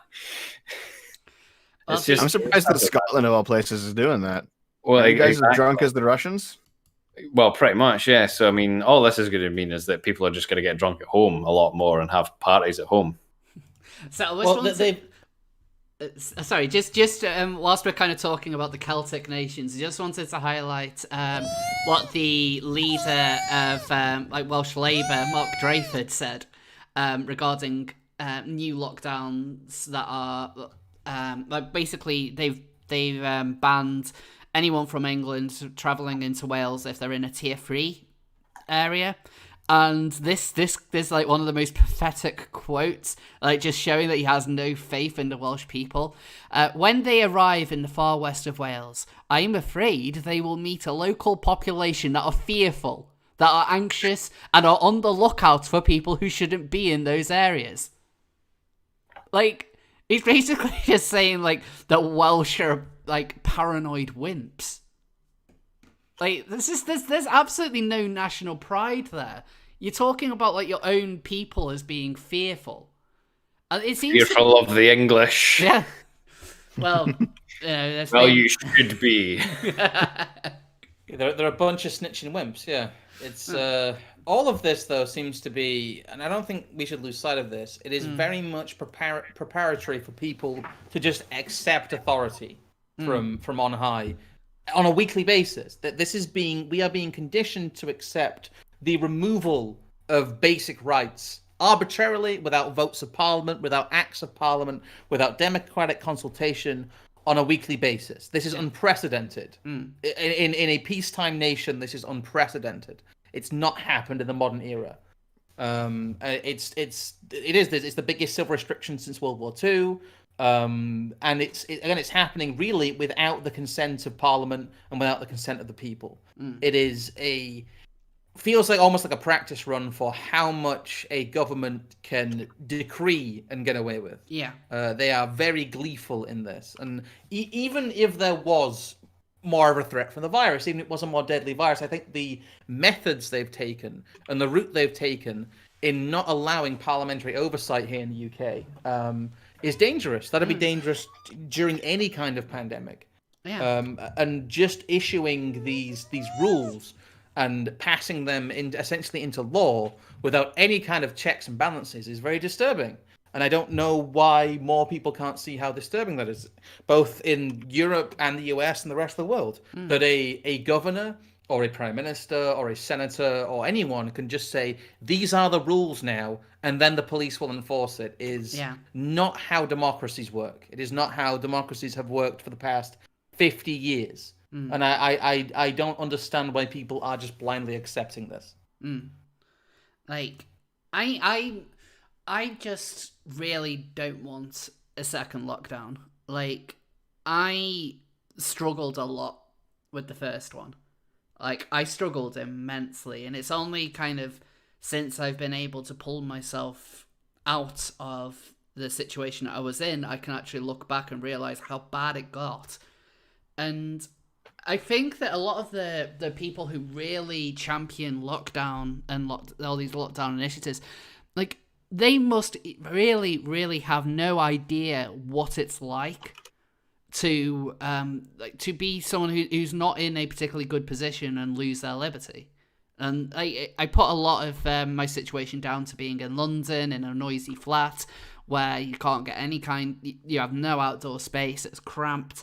And these things really, really impact you on a personal level when you're separated from everyone. You can't go out without fear of being, chastised by the police for not exercising properly or going to the shops too many times. And the fact that a lot of these lockdown people are the same ones who try and proclaim that they are the compassionate ones, that they are the ones who are looking out for the rest of society, because they're the ones who really care about the vulnerable, but they completely ignore the amount of people who have had to forego medical treatment, including a lot of people for cancer. I mean, we're walking into like widespread cancer deaths that if we're not careful could dramatically overlap, take over COVID deaths because of how common cancer is. But it's mostly treatable provided you get the treatment at the right time. And I've been trying to register with NHS in my new area, and that's a massive pain because clinics aren't really seeing people at the moment. So sorry. I was going to say these are also the people that think that the Tories are big bad Nazis and stuff, and yet they're the ones saying, "Please take more of my freedoms away." Yeah. I mean, that's a bit I don't get. Yeah, and going back to what I said earlier about the various kind of Labour people who are, when it comes to lockdowns. Like, I was starting to gain a little bit of respect for Keir Starmer when he challenged the government about how, where's the evidence to support this 10 p.m. curfew? That is, outlets, bars, restaurants have to be shut at 10 a.m. or 10 p.m. at the dot. Any later than that, and you can find yourself with £1,000 fine. And that happened to a burger shop in North London. Yeah. They were so stringent that they said orders made before 10 p.m. can't be fulfilled after 10 p.m. So if you've got a queue in the shop, you have to shut the shop with a queue there. Yep, and I think that this particular store sold a burger at 10 p.m. They handed the burger to the hungry customer at 4 minutes past 10, and they got £1,000 fine for it.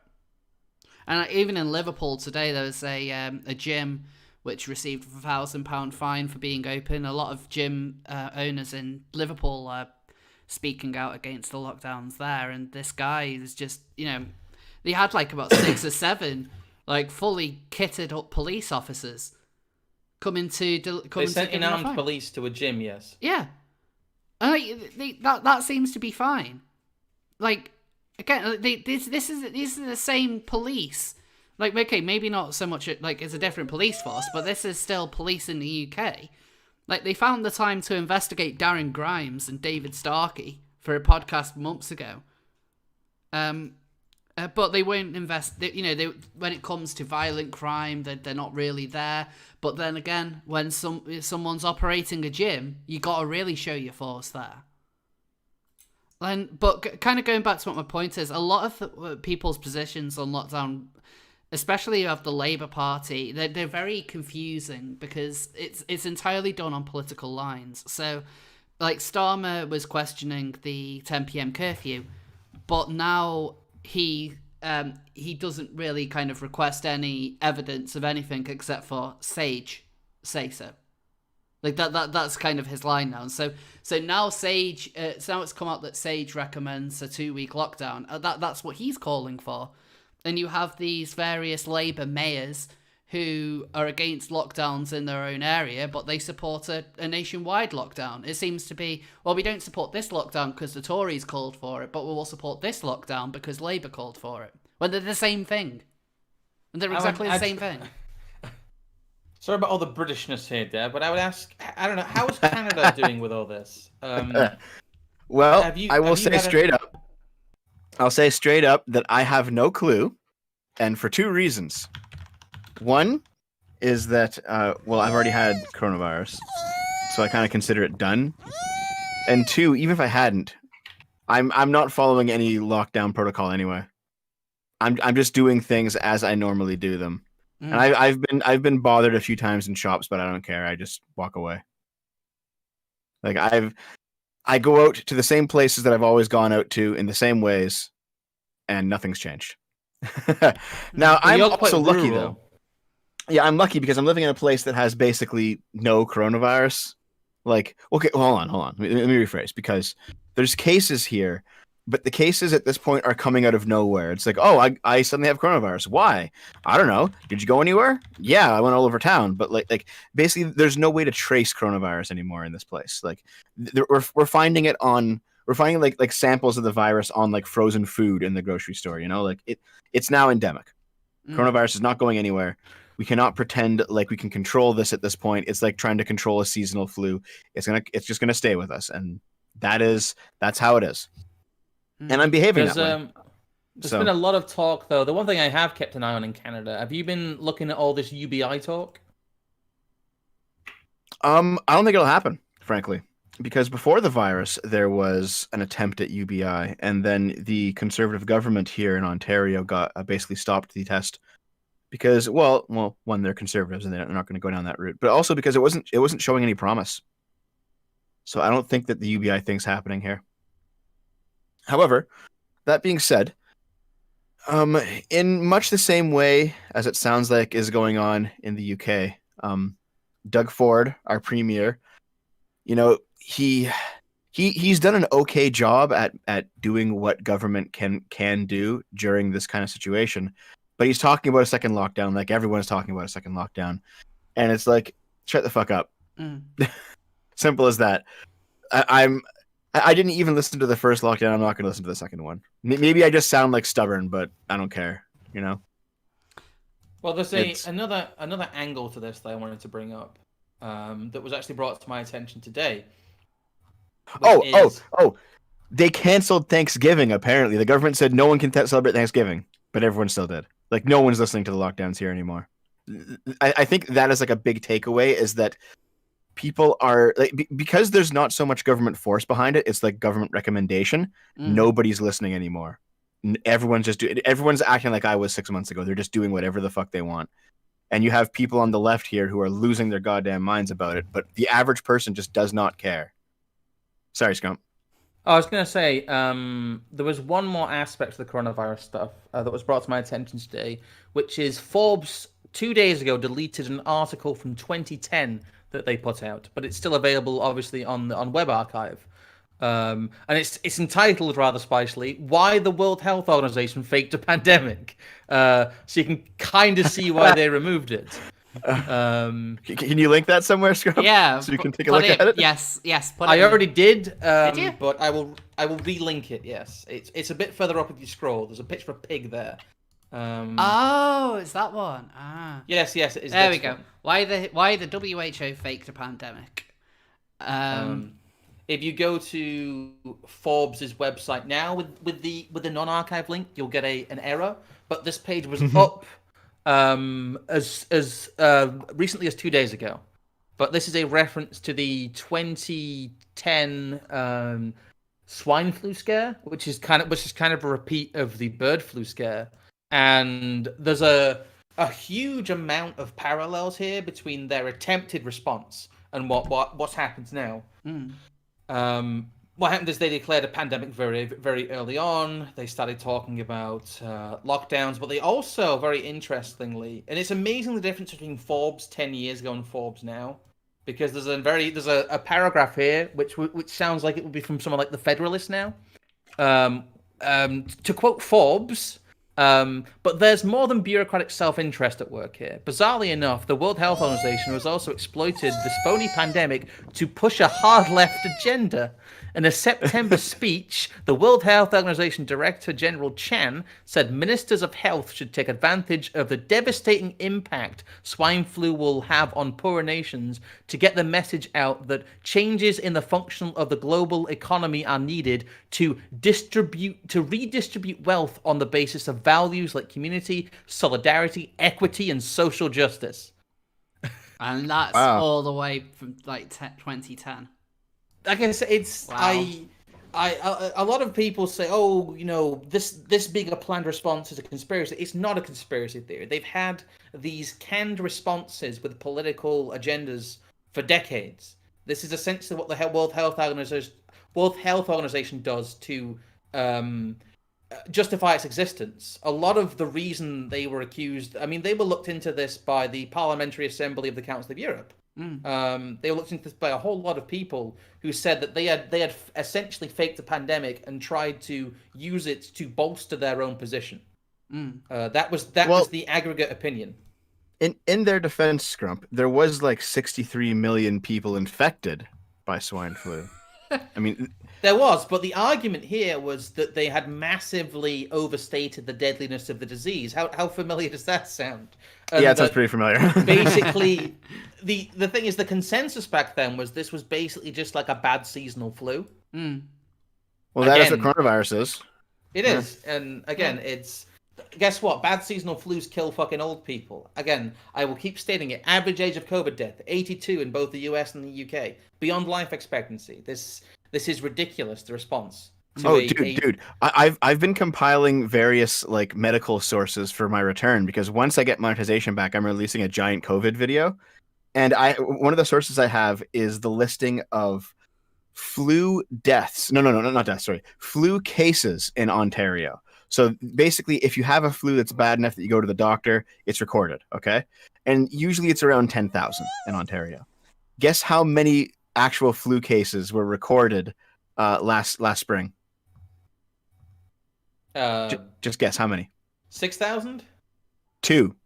Jesus, what? Yeah. So usually it's around 10,000. This year it was 2. What do you Wow. think all those cases were recorded as instead? COVID. COVID cases. Mm-hmm. Yep. Ah. Well, over here they're going to start mixing COVID and flu. Yeah. I think Public Health England actually they didn't like do like a big announcement for it, but it is in one of their kind of weekly updates that like, oh, from now on we're going to be showing figures for COVID and seasonal flu, which is interesting, especially as it's now, you know, the numbers are now rising over here and we are in flu season, and so it's going to be interesting the amount of people who interestingly don't get flu, but everyone seems to get COVID. Yeah. Well, if you die in a car crash, you get COVID as well. So. That's true. Well, what's interesting though is like if you have asymptomatic coronavirus and then you catch a flu and you're sneezing everywhere and you get tested, it'll be recorded as coronavirus. Yeah. So that's basically what's happening there. Yeah.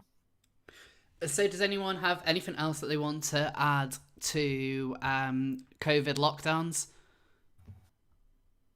Because there's one more story that I want to touch on real quick, because Scrumpy posted it in the chat earlier. Oh, that's my good news. That is the good news. The C-SPAN one, yeah. Yes, It's finally some consequences. Yeah. So why do we talk about that? Because I think there's actually a bit to kind of unpack with this. So this is the good news. Yes, this is the good news this week. I'll go over it quickly because we're kind of getting towards the end here. But the C-SPAN moderator for the failed second debate, the second debate that a lot of the Democrats are saying Trump pulled out of, but essentially the second debate collapsed because of this guy. It's Steve Scully, who was the supposedly unbiased moderator for the debate. If you remember, he got caught and raised some eyebrows for atting a very, very virulent anti-Trump person asking for advice on how to respond to Trump.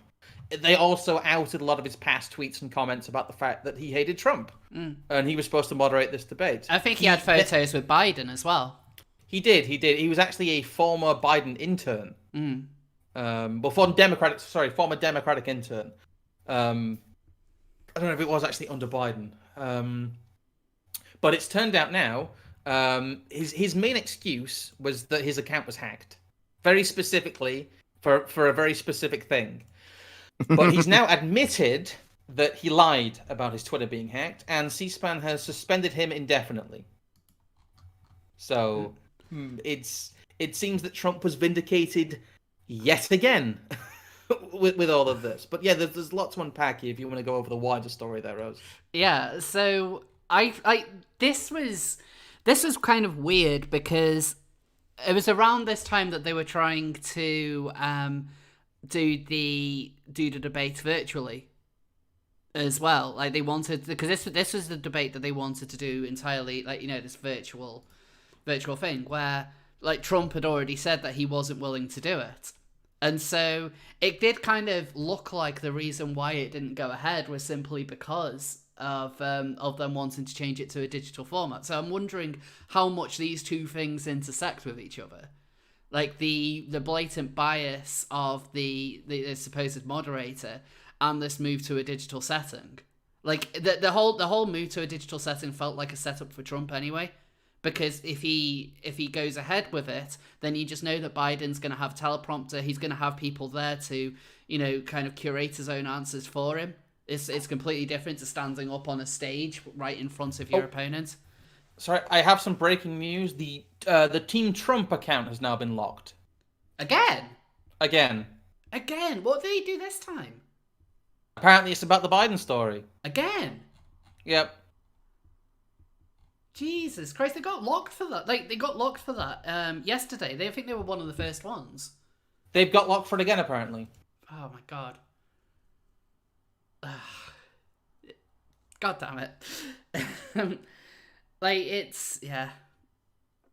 What else can I say, really? It's just, yeah. Like, the state of current fucking year. Like, there is this open suppression of one very specific story. Does anyone have... You're saying about So you're saying about the Steve Scully stuff there? I kind of derailed your comment. A little bit.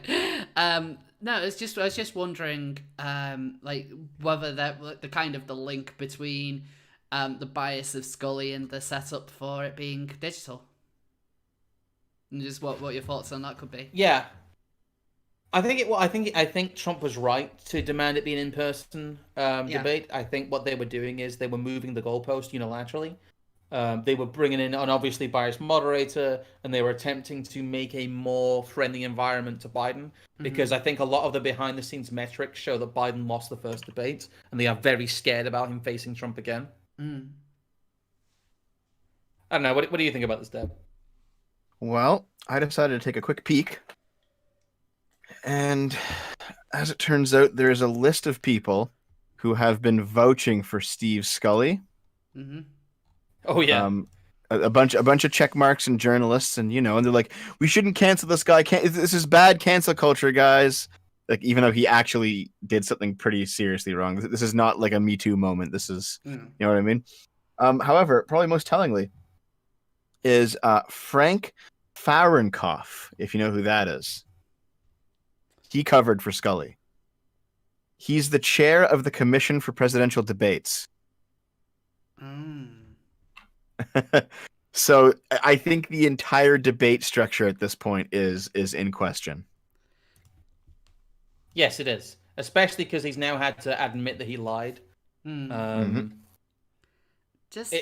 a whole bunch of people like. Also, he Steve Scully lied to the FBI when they asked him about it. Oh shit! Yeah. Ruh-roh. Yeah, you don't want to lie to the feds. That's kind of that is good news. Yeah, you don't want three or four people, in sunglasses and black suits showing up to your house in the middle of the night to take you away. I don't think there will be a third debate. I think the commission will find a way to derail it. They'll do the whole digital only thing again. They'll demand Trump have the ability to have his mic cut off again. They'll do all that. They'll deliberately tank the third debate, I think, because if Trump gets into a debate after this and is able to say, well, we caught the previous moderator colluding with the opposition, then lying about it to the FBI, that's going to be an incredibly bad look, especially with the amount of people that have been watching them. That plus the Hunter Biden stuff, like everything. Yeah. If Trump has a chance to speak to Joe Biden directly face to face, he will slaughter him. It will be an absolute bloodbath, and I think that they are going to prevent that no matter what happens. They can't let that happen. It will be ridiculously bad for Biden. It's really weird that Trump really is the underdog in this. Essentially, he's such the underdog, because I mean, this is why I am genuinely. Part of me does think that Trump is going to win, but with everything, I've never seen so many kind of institutions dead set against one man. I've never seen anything like this, and so how it shouldn't really come as a shock if he loses, simply because. Even the bloody moderators, even the presidential debates, who have to be completely neutral, even they have been infected with TDS. So which other institutions have been? I mean, we know that it's incredibly common, but there's going to be other ones that will have some sort of influence over this election, and they will have anti-Trump activists in them. I don't see how this is going to be a fair election. The thing is, I think what should happen? Trump should actually take up Joe Rogan on that invitation. He should just be like, listen, I'm going to be in Joe Rogan's studio on this day, and Biden, if you want to show up, you show up, and we'll talk about it. And that's what you should do. And Biden's not going to show up, and that'll basically it'll basically show everyone what Biden kind of is like and why he can't confront Trump. If it turns out that the entire structure of the debates is corrupted at this point, sidestep them. Go to Joe Rogan. I think you should do that. Well, I think the Democrats and a lot of the checkmarks on Twitter have already set themselves up to fail today with the whole boycott NBC thing. again, there's too many stories to cover this week, but NBC is hosting a town hall with Trump at the same time that Biden's doing his town hall. It's like a pseudo debate kind of thing. They're trying to have them make points at the same time. But a lot of the check marks are furious about this because NBC is platforming a fascist and they'll never watch NBC ever again. And the thing is, everybody knows that the ratings for Trump's town hall appearance are going to blow Biden's numbers out of the water. It is going to be embarrassing when the ratings come out. In fact, it wouldn't surprise me if they tried to censor the ratings because they're going to be so bad. Yeah. I don't understand with so little time before the election why they've set themselves up to fail so many times now. Well, there was like, what was it? Was Trump on, was it Rush Limbaugh's show recently? Whose show was it? Rush Limbaugh. Yes, it was. It Yeah. was Rush Limbaugh. Yeah, so he goes on this podcast, and they have 50 million people watching it. Yeah. Did you see those numbers? Yeah. Fucking incredible, dude. Like, they're 50 million. I have not seen... Man, can you think of any kind of like live stream or podcast that's gotten 50 million? Maybe viewers? like the royal wedding. Yeah. That's all I can think of that's comparable to it. Is like a coronation. Yeah, like I think if Trump continues to do that sort of thing, just sidesteps these corrupt power structures and just gets his message out through alternative avenues, it will probably be better for his campaign in the long run. Yeah. Maybe we could get him on seal of approval. Speak to the real people. Other cartel streams are available. But I do think he should go on Joe Rogan. That would basically be like the nail in the coffin for Biden's campaign, because either he'd show up and get slaughtered, or he wouldn't, and then it would be obvious why. Yeah. You know? It's amazing. Like, yeah, I even see the link there. NBC faces backlash after agreeing to Trump town hall. Jesus. Oh. Anyway, like, it's about to turn into bad news then, where we got to focus on the good news and we got to focus on the, you know, the happy things. And so we've got to focus on this week's Seal of the Week. Seal of the Week. And so there's... Here we go. And so let me just hide this because I'm still figuring out how to do the thing on this, because this was sent to me in a direct message.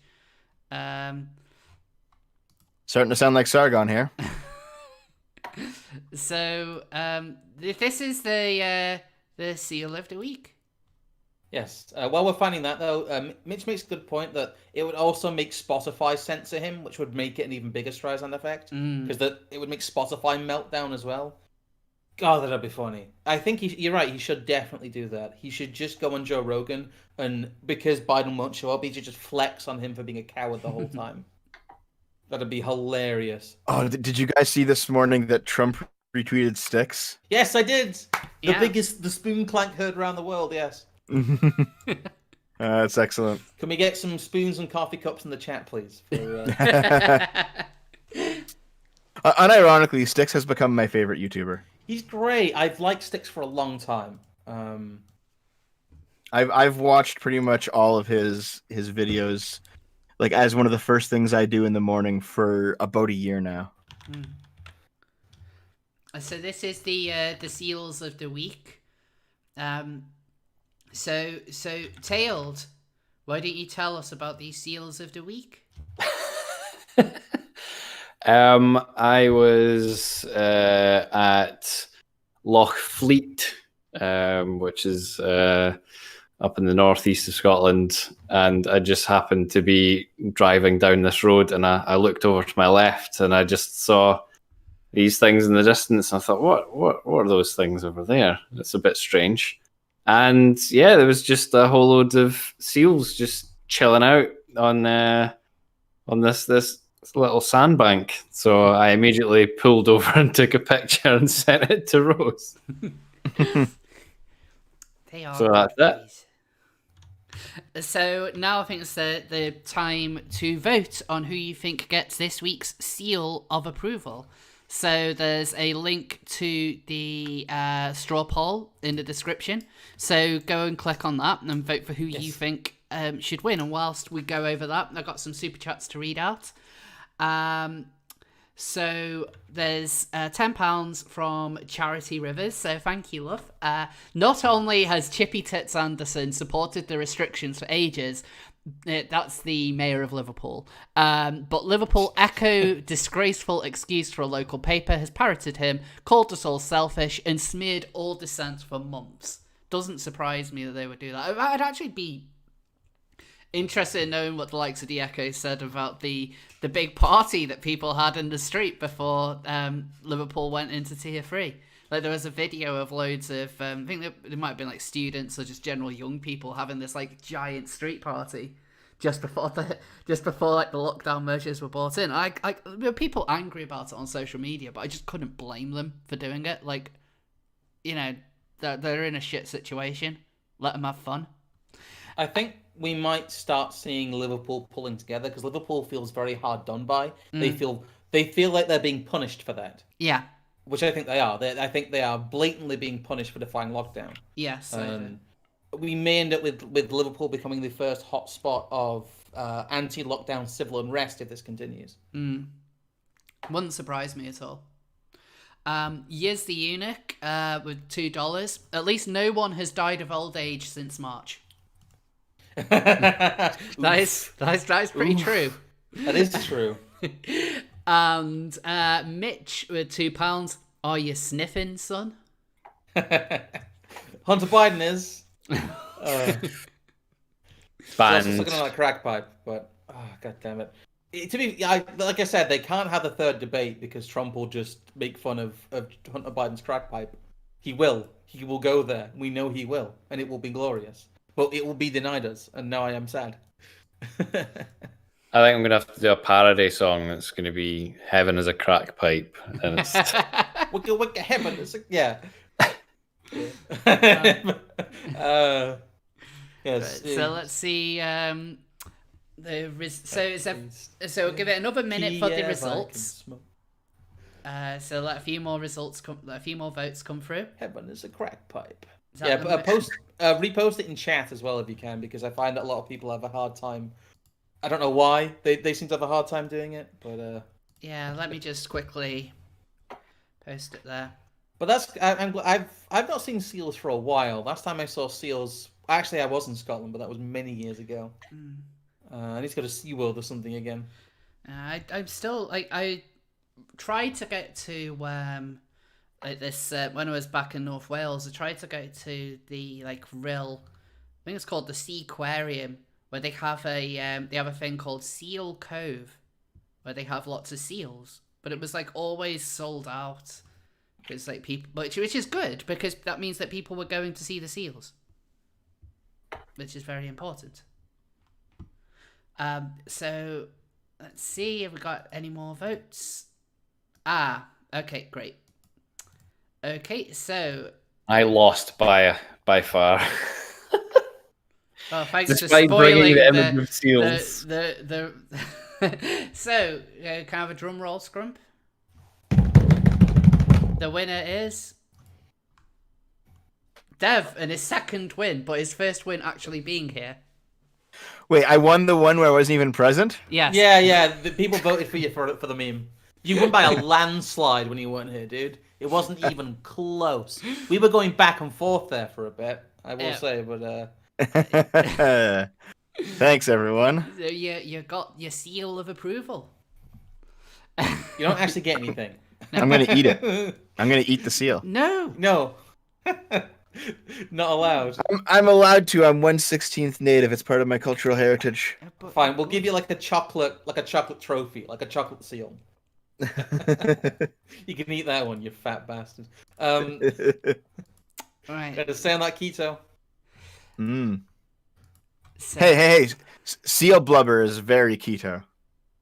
Oof. This is mean. Anyway, I got to. This is a nice kind of goodbye picture. Look at that. I love this picture. It's of just two seals watching the sunset. Because it's it's the end of the stream.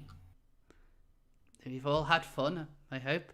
So We've had, yes, fun has been had. fun and games and locks. So does anyone have anything they would like to shell? Not really. Yeah, I mean, I don't make money on it anymore, so thanks, Grump. That'll come. It'll come back. And Subscribe to my second channel. I'm trying to get that monetized. I'm trying to get up to the. Oh, look at this guy with his 2 monetized channels. No, no. I mean, my main channel did get remonetized, but every video individually has been demonetized now, and for some reason I still can't get super chats. So, monetized in name only, it seems. So I'm trying to get the second channel up to the threshold. so I want to apologize for there not being a new video this week. But I had been a bit kind of... Basically, I just needed a break for a week, I'll be completely honest. We have moved quite recently, so you've been very busy. Yeah, I've been busy with a lot of personal life stuff. Like I'm finally back in work after being on a sabbatical for about 3 months, so I'm still kind of adjusting to that. But there'll be a new video next week. But yeah, Seal of Approval will be back next Wednesday at the usual time. But until then, thanks everyone for tuning in. And thank you for everyone who sent in super chats and everyone who subscribed. And I saw that I got a new member for the channel as well, Sean Lenkus. Thank you for becoming a member.